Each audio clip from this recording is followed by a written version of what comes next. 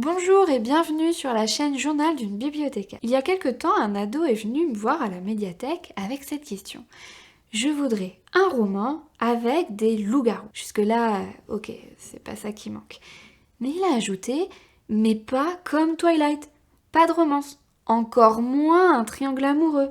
En clair, pas un loup-garou littérature ado tel qu'on se le représente depuis Twilight. Et là, ça se complique. Recherchez le loup-garou dans le paysage actuel de la littérature de fantasy et vous verrez des dizaines de versions du loup-garou romantique à la Twilight, qui donnent vraiment l'impression que le personnage a été confisqué par ce genre depuis l'explosion de la Beatles. Mais en grattant la surface, on peut trouver d'excellentes interprétations modernes du loup-garou qui prennent le personnage au sérieux et réhabilitent sa figure horrifique classique. Après une rapide rétrospective du loup-garou pour bien comprendre d'où vient le personnage et comment on arrive à Twilight dans les années 2000, je vous expliquerai pourquoi, si vous aussi vous cherchez un traitement mature du loup-garou dans un roman, je vous conseille fortement Notre-Dame des Loups d'Adrien Thomas. Et restez bien jusqu'à la fin parce que j'ai eu la chance d'en discuter directement avec l'auteur et vous retrouverez cette interview en dernière partie de la vidéo. Quand on parle du loup-garou classique,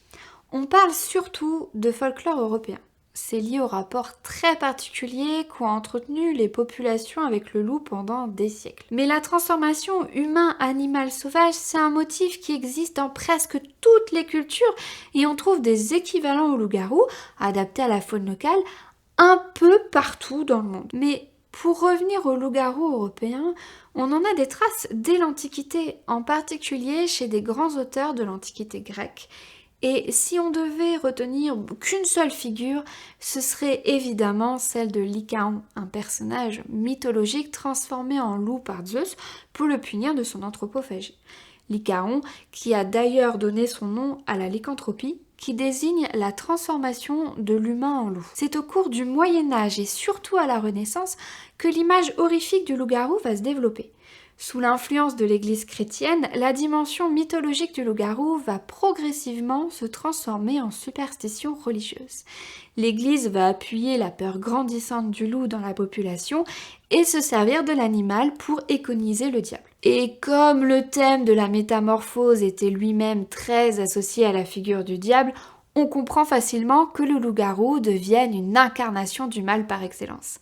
On aura même, au plus fort de la période de la chasse aux sorcières autour des 16-17e siècles, des condamnations à mort d'individus au motif d'être des loups-garous. Pour autant, le potentiel romanesque du loup-garou n'est pas oublié durant le Moyen-Âge, et des auteurs s'en emparent pour les possibilités d'allégorie qu'il permet de développer. On peut retenir par exemple le lait de Bisclaveret, Bisclaveret étant le nom breton du loup-garou, qui présente un loup-garou plus intéressant que la simple bête assoiffée de sang qui domine dans l'imaginaire de l'époque. En sortant de la Renaissance, on retrouve le loup-garou chez des grands auteurs, Molière et Alexandre Dumas par exemple, ce qui contribue à le populariser dans la fiction et le divertissement, et des phénomènes de société comme l'affaire de la bête du Gévaudan au XVIIIe siècle vont entretenir la légende et l'excitation du public pour ce monstre. Au XXe siècle, le loup-garou apparaît toujours dans la littérature classique, de Jean Giono à Boris Vian, et va aussi s'imposer dans la littérature de genre, d'abord dans les magazines pulp du début du siècle, puis chez Tolkien pour la fantasy ou chez Stephen King pour le roman d'horreur par exemple. Le loup-garou sera finalement démocratisé dans la littérature jeunesse par Harry Potter autour des années 2000, ce qui préparera le terrain à Twilight quelques années plus tard, mais on y reviendra. À partir des années 90-2000, ce sont aussi les séries télé qui vont jouer un rôle important pour populariser le loup-garou, notamment auprès d'un public ado, en cherchant à le rendre plus jeune et cool. Et il faut ajouter les très nombreuses apparitions du personnage dans des jeux vidéo, des jeux de rôle ou des jeux de société. Bref, au tournant du XXIe siècle, le loup-garou bénéficie de plusieurs siècles d'ancrage culturel. C'est un élément de base de la pop culture et sa démocratisation dans une version plus soft du personnage a déjà bien commencé. Il est prêt à conquérir le très grand public, les ados en particulier. Ce qui nous ramène à Twilight. Les livres sont publiés à partir de 2005 et avec les films à partir de 2008, ils créent un événement mondial entraînant des réactions d'amour et de haine tout aussi irrationnelles. Et quoi que vous en pensiez, le résultat, c'est qu'au début des années 2010, on ne peut plus ignorer Twilight et ses nouvelles représentations du vampire et en ce qui nous concerne, du loup-garou qui imprime durablement la pop culture. Et l'onde de choc de Twilight va entraîner la déferlante de la Beat-Lit, ce sous-genre de la fantaisie urbaine qui raconte généralement la romance d'une jeune fille avec des créatures surnaturelles. Un genre extrêmement populaire après Twilight qui va saturer la littérature de fantasy d'histoires d'amour avec des vampires, des loups-garous et autres démons. Et ces créatures, elles ont plus grand chose à voir avec les figures horrifiques qui les ont précédées. On comprend alors mieux la demande de lecteur initiale. La figure du loup-garou reste attractive pour un public qui pourrait avoir découvert le potentiel du personnage et qui voudrait le retrouver dans un roman moderne, mais qui ne veut pas entendre parler de Beat-Lit, de romance, et qui ne sait pas trop vers quoi se diriger compte tenu de la grande présence de cette version à la Twilight dans la fantasy. C'est justement là qu'intervient mon conseil de lecture du jour, Notre-Dame des Loups d'Adrien Thomas, publié pour la première fois en 2014. Laissez-moi vous plonger dans l'ambiance du roman. Fermez les yeux et laissez-vous bercer par le son de ma voix. Nous sommes en 1868 en Amérique, dans un ouest sauvage et dangereux en plein hiver.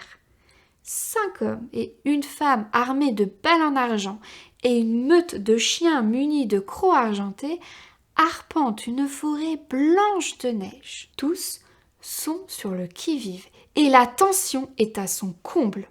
Ils sont à la recherche de la dame, avec un grand D, la fameuse Notre-Dame des Loups. Ils la traquent, elle et ses rejetons appelés les Rage, depuis plusieurs nuits sans relâche. Car Jack, le meneur de la chasse et le chef de ceux qu'on appelle les veneurs, veut en finir avec la dame, la mère de tous les loups-garous, et décimer sa meute. Elle est en quelque sorte sa Moby Dick et rien ne semble pouvoir arrêter sa traque vengeresse.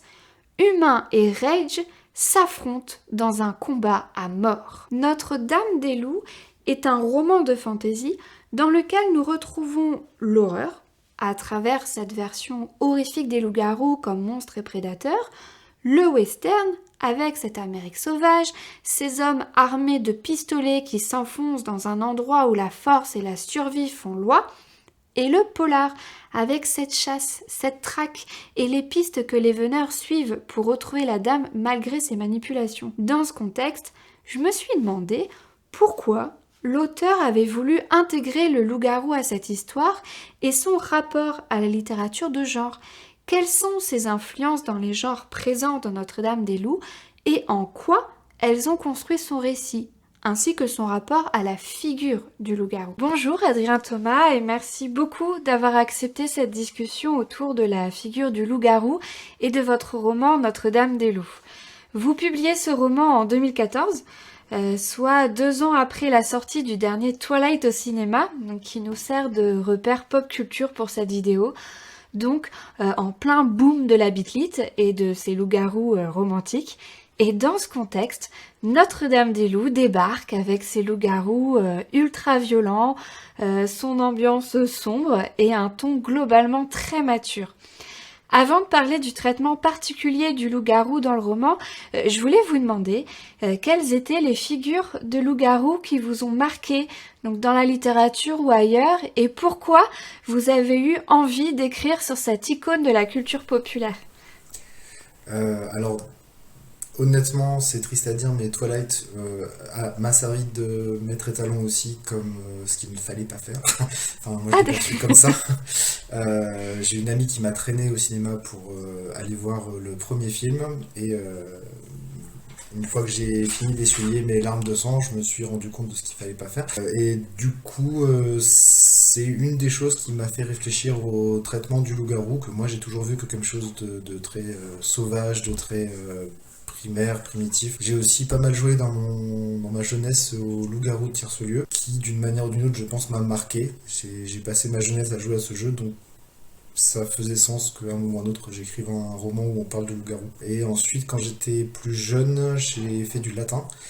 Et je me souviens d'avoir traduit en version l'un des textes en cours de latin qui était une histoire de transformation en loup. Et je me souviens que ça m'avait aussi marqué parce que ça m'a mis en tête que la figure du loup-garou est très ancienne et que le fait que l'homme se change en animal sauvage, c'est quelque chose qui est ancré dans différentes cultures et depuis très longtemps en fait. Vous avez repris le loup-garou avec une partie de son folklore classique, donc la transformation, la sensibilité à l'argent, et vous l'avez amené en plein western, dans un récit horrifique, et construit un peu comme un roman policier.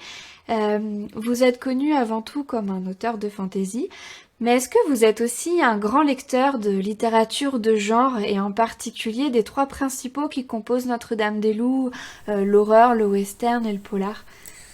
Alors, le polar, oui, beaucoup. J'ai dévoré la quasi-intégralité de la bibliographie d'Agatha Christie quand j'étais plus jeune. L'horreur, pas tant que ça. J'en ai lu quelques-uns, notamment des romans de Morgane Cossarieu, que j'apprécie beaucoup, qui a une très belle plume et qui fait de l'horreur absolument affreuse, mais qui est génial à lire. Le western, par contre, en revanche, contrairement à l'impression qu'on peut donner, j'en ai très peu vu et lu. Je connais les clichés qu'il y a autour du western, je connais l'imagerie autour du western, mais je suis pas du tout pro du western, j'y connais pas grand chose et honnêtement j'y suis allé un peu en me disant je vais me renseigner parce que j'y connais rien. À la base c'était censé être une bande de cow-boys et puis ensuite j'ai commencé à me renseigner sur les cow-boys, je me suis rendu compte que c'était des gens la plupart du temps pauvres, pas très bien éduqués, qui étaient essentiellement des immigrés et qui avaient des impératifs extrêmement difficiles, très très loin de l'imagerie romantique associée au cow-boy. Et du coup, j'ai commencé à imaginer d'autres types de personnages qui donneraient une vision peut-être un peu plus globale de à quoi ressemblait l'époque.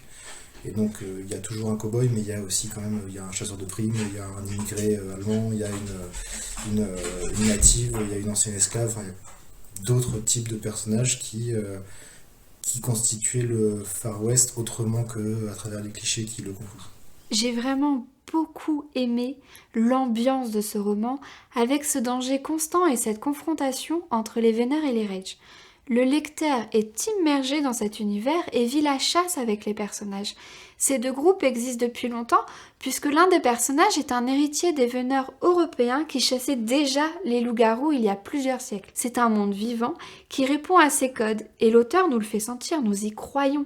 Les veneurs font tout pour garder le secret des loups-garous, et les loups-garous cherchent à survivre et réussissent même à vivre dans un groupe avec des non-infectés qui peuvent les aider à se protéger en journée quand ils sont sous forme humaine. L'univers et la mythologie de ce monde sont clairement travaillés par l'auteur et rendent la chasse et la tension de la traque plus réelles et plus immersives.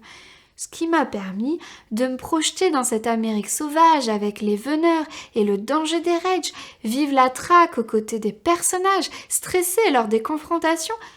Mais comment a-t-il construit cet univers? Quels ont été ses mécanismes de création? Venons-en à votre interprétation du loup-garou dans Notre-Dame-des-Loups.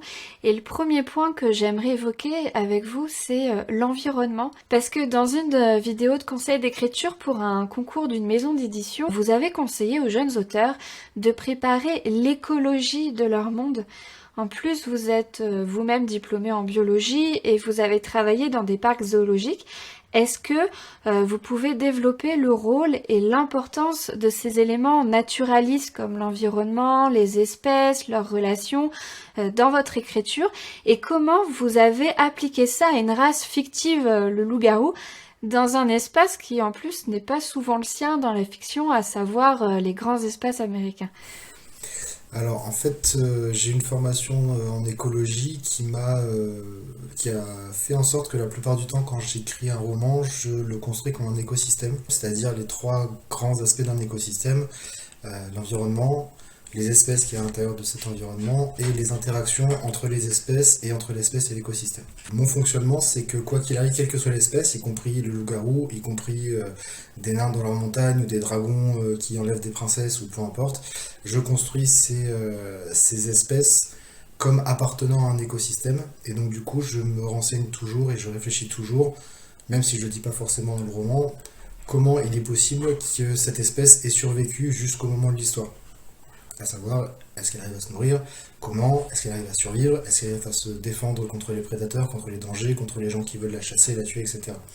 Donc c'est aussi ce que j'ai fait pour les loups-garous, sachant que j'ai utilisé un fonctionnement qui est relativement classique sur l'infection des loups-garous, qui est une scène de contamination, où un loup-garou qui en mord une de ses victimes et que la victime reste vivante devient loup-garou. Donc du coup, l'espèce de loup-garou s'est répandue par une contamination bactérienne ou virale, enfin, peu importe, euh, qui lui a permis de prospérer dans le Grand Ouest américain, où l'avantage des grands espaces permettent de former assez facilement des petites communautés isolées qui peuvent ensuite s'auto-alimenter en termes de lycanthropie et donc du coup fabriquer plein de zones de contamination en fait. Donc tout ça, je l'ai réfléchi d'un point de vue écologique, comment ferait l'infection pour survivre, comment les loups-garous réussissent à survivre dans leur communauté. Bah, c'est facile, ils s'organisent, la partie qui ne devient pas loup-garou est mise à part pendant la pleine lune et le reste du temps ils sont ensemble, enfin ce genre de choses. Donc c'est que des trucs auxquels il faut réfléchir à mon sens pour construire un roman qui tient le goût de manière générale. Notre-Dame des Loups est construit comme un roman choral, c'est-à-dire que l'histoire est racontée par plusieurs narrateurs. À chaque chapitre, c'est un nouveau personnage qui nous raconte ce qui se passe, avec son propre point de vue et sa subjectivité, ce qui peut donner plusieurs versions d'un même fait ou plusieurs avis sur un même personnage. Cette manière de faire peut amener le lecteur à se questionner sur la fiabilité de ces différents narrateurs, comme par exemple pour l'épilogue qui raconte le passé de la dame. Peut-on croire ce qu'elle dit ? Alors que dans le roman, celui qui la connaît le mieux remet en doute la rumeur qu'elle aurait lancée sur le fait d'être venue avec le Mayflower pour ne pas donner l'impression qu'elle fuyait les chasseurs européens. Avec les questions de fiabilité peut venir la question de la moralité de leurs actes. Pourquoi sont-ils aussi violents ? Pourquoi les veneurs traquent-ils les loups-garous au point de décimer des villages entiers, même des gens non infectés ? Vous faites des loups-garous et de leur mère en particulier un symbole de peuples errants, persécutés et chassés de partout à travers les époques depuis l'Antiquité, et vous les faites donc atterrir dans cette Amérique du Far West, de la colonisation et des guerres indiennes. Beaucoup d'auteurs se sont réappropriés le loup-garou pour son potentiel d'allégorie. Est-ce que pour vous aussi, cette figure du loup-garou a été un moyen de parler de thèmes qui vous tiennent à cœur et de passer des messages ? Alors je pars du principe qu'un bon auteur n'est pas censé passer des messages mais poser des questions. C'est-à-dire que si on impose son propre point de vue, on écrit un pamphlet et pas un roman. En fait, moi ce que j'aime, c'est que les lecteurs se posent la question, derrière chacun des personnages, et même derrière les antagonistes, derrière les loups-garous, s'ils avaient été à leur place, qu'est-ce qu'ils auraient fait ? S'ils avaient été à leur place, qu'est-ce que ça leur évoque ? Qu'est-ce que ça leur fait ressentir ? Effectivement, l'idée de peuples errants, persécutés, qui d'un côté a l'impression d'être harcelés, mais d'un autre côté a un impact très négatif sur les populations locales, sur les autres humains qui vont attaquer et dévorer, etc. Donc est-ce qu'on peut vraiment considérer qu'une population de cannibales a le droit de vivre en paix ou pas ? C'est une question qui est soulevée. Bon, pour moi, la réponse est celle qu'apportent les veneurs dans l'histoire, c'est-à-dire il faut tous les exterminer, mais à quel prix ? Est-ce que c'est au prix de la propre humanité des chasseurs ? Et donc c'est là où se pose la question, c'est jusqu'où on irait pour protéger sa propre espèce d'une espèce plus dangereuse. Moi, je sais que personnellement, j'ai beaucoup aimé votre épilogue parce que ça a donné une autre dimension à l'histoire en ayant ce petit passage où on découvre un peu les origines de Notre-Dame des Loups. J'ai des échos qui sont assez contradictoires sur cet épilogue. Il y en a qui... il n'était pas dans la première version du roman. Elle est arrivée après coup parce que j'avais eu cette idée-là et je me suis dit que j'allais le rajouter. Donc c'est apparu dans la version poche et dans la réédition ensuite qui a eu lieu il y a quelques années. Mais à la base, c'était pas dans le roman. Moi je l'ai rajouté parce que ça me paraissait important d'avoir le point de vue de la dame parce qu'on ne l'a pas du tout. En fait, je suis parti du principe que la dame dans le roman n'avait quasiment pas droit à la parole. et que ce que je voulais montrer, c'était à la fois son histoire et à la fois le fait que c'est une manipulatrice hors pair. Et du coup, le principe de cet épilogue, c'est qu'on n'est pas totalement censé y croire. Parce que c'est quand même une très bonne manipulatrice et que comme par hasard, elle serait la mère de Romulus et Rémus, elle aurait rencontré Circé, elle aurait rencontré plein de gens super importants. C'est une manière de construire sa mythologie. Et de ce qu'on sait de la dame, est-ce que c'est vrai, est-ce que c'est faux, est-ce que c'est vraiment comme ça qu'elle est apparue, ou est-ce que c'est sa mythologie qu'elle a elle-même créée pour se donner une aura? On n'est pas vraiment sûr. Et en fait, c'était censé avoir cet impact-là. Et j'ai l'impression que beaucoup de lecteurs et de lectrices qui ont été un peu déçus par cet épilogue ont considéré que c'était la vraie histoire. Et ça n'est pas forcément. Nous n'avons que le point de vue des veneurs, car dans cette histoire, les loups-garous ne sont pas du tout humanisés. Chaque personnage a son histoire et ses raisons d'être ici à chasser les loups-garous. Soit pour se venger de la mort d'un proche, trouver du travail, survivre car l'autre option aurait été de mourir pour que le secret soit gardé. Cette histoire personnelle, nous la découvrons dès que nous changeons de personnage, car nous faisons connaissance avec le narrateur, ses états d'âme, ses avis, ses intentions. Et tout ça nous permet de nous intégrer dans ce groupe de veneurs. L'auteur nous plonge au cœur d'un vrai groupe, avec ses animosités, ses sentiments les uns envers les autres, ses loyautés, ses codes. Et même si aucun loup-garou n'est narrateur, même pas la dame en dehors de l'épilogue, ils sont des personnages à part entière de l'histoire. Et en tant que créatures sauvages du roman, les loups-garous apportent une forme de violence à travers leur combat contre les veneurs. Cette violence participe au côté horrifique des loups-garous dans le roman. Mais pourquoi l'auteur a-t-il choisi de nous montrer cette violence ? Qu'apporte-t-elle à l'histoire ? Une caractéristique importante de vos loups-garous, c'est leur violence. Vous aviez déjà écrit des scènes violentes dans d'autres romans avant, mais dans Notre-Dame-des-Loups, il y a une violence frontale, particulièrement graphique. Vous souhaitiez dès le départ des images impressionnantes et un peu gore pour cette histoire et vous avez choisi le loup-garou pour l'incarner ? Ou est-ce que ça a été le contraire, c'est le fait d'écrire sur des loups-garous qui vous a encouragé à aller plus loin dans la violence ?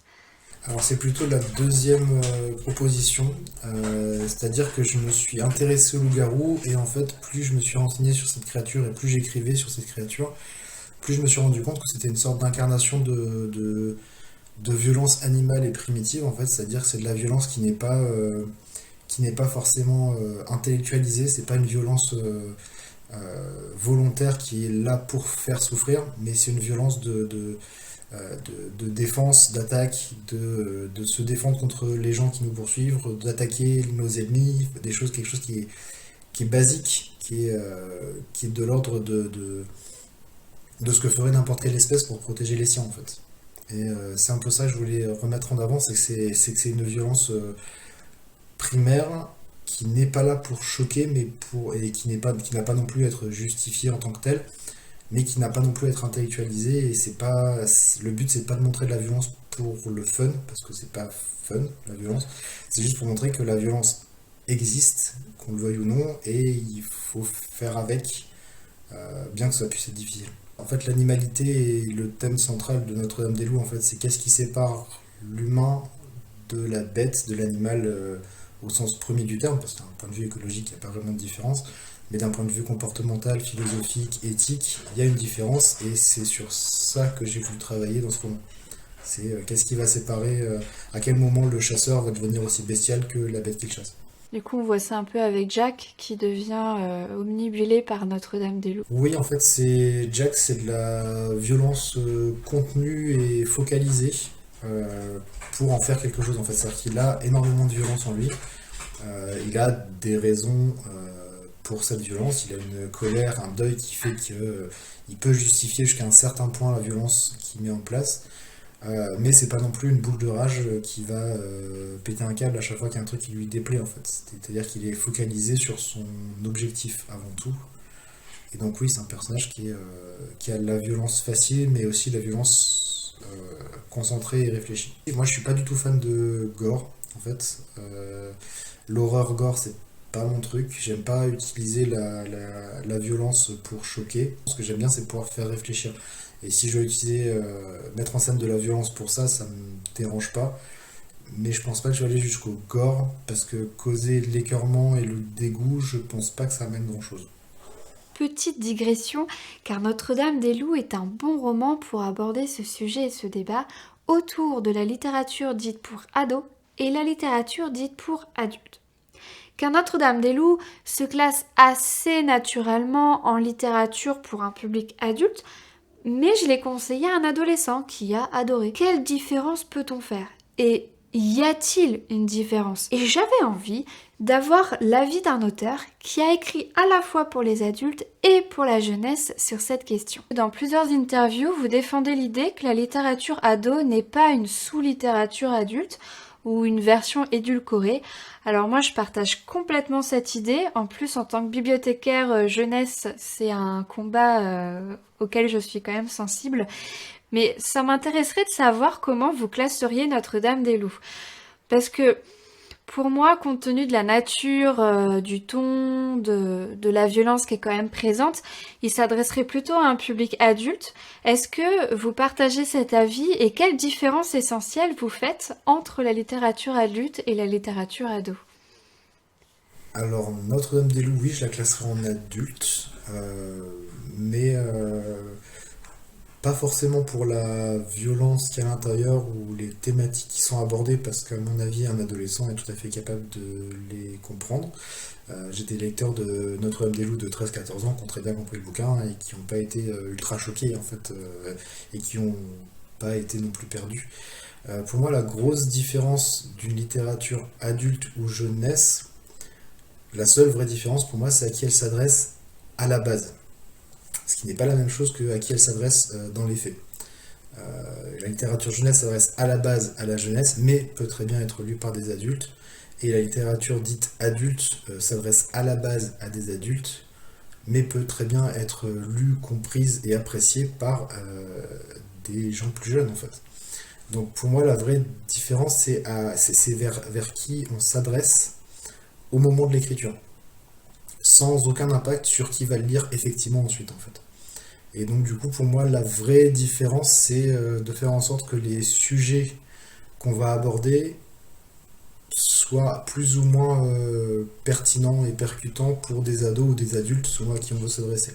Et la manière la plus efficace de faire ça en jeunesse, c'est d'avoir des héros qui ont plus ou moins l'âge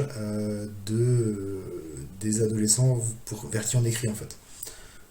La règle qu'on m'avait donnée, c'est si tu veux être lu par des gens de 13 ans, il faut que tes héros ils aient 2 ans de plus, donc il faut qu'ils aient 15 ans. Donc je sais pas ce que ça vaut, mais globalement on m'a dit plus ou moins ça. Donc en gros, c'est si je veux m'adresser à des adultes, je mets essentiellement en avant des adultes. Si je veux m'adresser à des adolescents, je mets des héros adolescents. Globalement, c'est quasiment la seule vraie différence que je mets dans mes romans entre ado et adulte. Je change pas mon vocabulaire, je change pas des masses mes intrigues, j'essaie pas de les rendre plus faciles, plus faciles à comprendre, etc. L'un des trucs qui change aussi, c'est que, alors ça c'est mes éditeurs qui m'ont dit ça, c'est qu'en jeunesse, il faut poser les enjeux plus vite qu'en littérature adulte.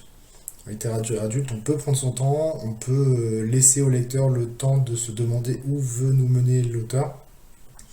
En littérature jeunesse, a priori, il faut que le lecteur qui, paraît-il, se lasserait plus vite, sache plutôt où on va en fait. Et quels sont les enjeux et quel est le problème du roman. Ça vaut ce que ça vaut, moi on m'a dit de faire ça, j'ai fait ça, mais je suis pas totalement à 100% convaincu que ce soit efficace tout le temps, mais en même temps je me dis les éditeurs ils connaissent leur métier, donc s'ils me le disent c'est qu'il y a probablement une raison derrière. Vos derniers romans s'adressaient beaucoup plus à la jeunesse et aux ados. Ça s'est fait assez naturellement d'aller là sur vos derniers romans plutôt vers ce public jeunesse-ado.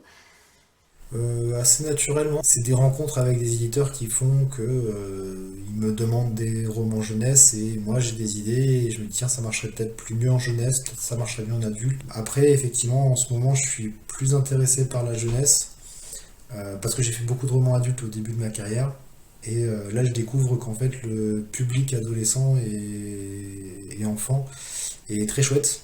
Que je rencontre en dédicace, ils sont tout contents, ils sont tout enthousiastes, ils ont une sorte d'enthousiasme débordant et qui est pas exactement le même que les adultes qui sont un petit peu plus dans la retenue, et c'est sympa aussi d'avoir des adolescents et des enfants qui sont super contents de nous voir et qui veulent nous poser plein de questions sur ce qu'on a écrit. Enfin, c'est chouette, très agréable. J'ai découvert La Plume d'Adrien Thomas il y a quelques années et depuis je lis tous ses livres. J'étais curieuse et j'en ai profité pour lui demander son actualité pour 2023. Et j'ai une dernière petite question. Est-ce que vous pouvez nous parler de votre actualité à suivre en 2023? Alors oui, en 2023, donc j'ai commencé une série de romans fantasy pour les enfants chez Rajo cette année. Donc les 2 premiers tomes sont sortis en septembre, le tome 3 va sortir fin janvier, et le tome 4 devrait sortir aussi dans la première moitié de l'année. Donc c'est la série Ultimage, donc les prochains tomes vont arriver en 2023. À côté de ça, j'ai envoyé à mes éditeurs alors c'est pas le titre officiel, mais le tome 2 des Dossiers du voile, euh, donc qui devrait sortir courant 2023. J'ai aussi mis le point final à mon premier scénario de bande dessinée pour la jeunesse, qui devrait aussi sortir fin 2023. Donc, et j'ai encore aussi une opportunité pour faire ressortir un roman que j'avais publié en 2019 et dont j'ai récupéré les droits et que je voudrais réaméliorer. Donc c'est Zoomancy qui devrait être retravaillé et potentiellement aussi sortir en 2023. J'ai pas encore lu Ultimage, mais c'est dans mes prochaines lectures. Et moi, j'étais très très contente d'apprendre qu'il y aurait une suite à Les Dossiers du voile parce que je suis fan, je suis entièrement fan. Je me suis dit enfin de la fantaisie urbaine avec des créatures fantastiques qui s'intéressent aux créatures. J'ai beaucoup aimé d'avoir les créatures au premier qui reviennent au devant, quoi. Donc voilà. À la base, c'était une sorte Enfin, j'ai créé le personnage de l'héroïne Tia Manses. À la base pour me moquer de la Big Tits. ça date de 2015, on m'avait demandé 2 nouvelles. Et les 2, il y avait les trolls dedans. Et je voyais pas comment faire une histoire de troll. Et en fait, j'ai pensé à faire de la Big Tits où l'intérêt amoureux de l'héroïne serait un troll.